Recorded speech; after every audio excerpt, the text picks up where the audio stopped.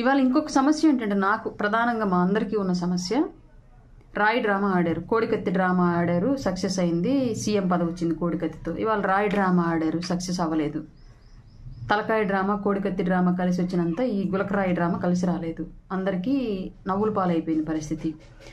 కానీ ఇప్పుడు రేపు సందేహం ఏంటి అంటే, మా అందరికీ ఉన్న సందేహం, రాయి డ్రామా సక్సెస్ అవ్వలేదు, రేపొద్దున ముఖ్యమంత్రి క్యాన్వాయ్కి 1 కిలోమీటర్ దూరంలోనో, 2 కిలోమీటర్ల దూరంలో, లేదంటే ఒక 500 మీటర్ల దూరంలోనో ఏదో ఒక బాంబు పెట్టి, వీళ్ళే బాంబు పెట్టి సింపతి కోసం, ఏ బాంబు పెట్టేవాడికైనా, ఏ బాంబు తయారు చేసేవాడికైనా దాని విస్ఫోటనం ఏ స్థాయిలో ఉంటుంది, ఎన్ని కిలోమీటర్ల మేర, ఎన్ని మీటర్ల మేర ఉండిద్ది, ఎంత స్పీడ్లో అది వర్క్ అయ్యిద్ది, అక్కడ ఎంతమంది జనం చనిపోగలరు, ఎంతమంది జనాలు గాయపడతారు, ఎంత ఆస్తులు ధ్వంసం అవుతాయి, ఒక క్లారిటీ ఉంటుంది.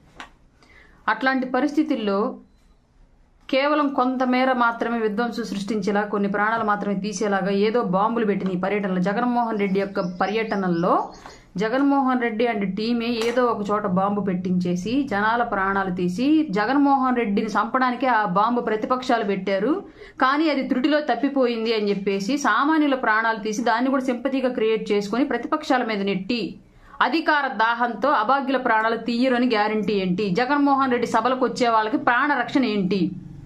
ఇది నేను ఆంధ్ర రాష్ట్ర ఇంటెలిజెన్స్ వ్యవస్థని, పోలీస్ యంత్రాంగాన్ని, ఎలక్షన్ కమిషన్ని క్వశ్చన్ చేస్తున్నా.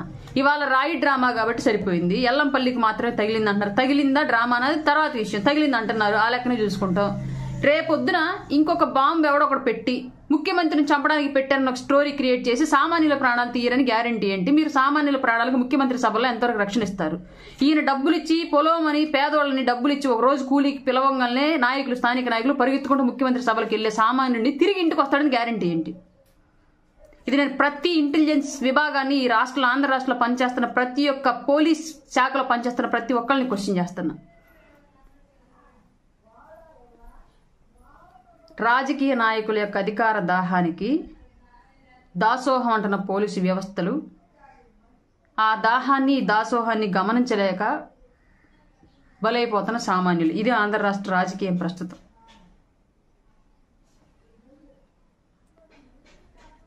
దయచేసి ముఖ్యమంత్రి గారికి నాదొక విన్నపం, ఎర్రని ఎండలో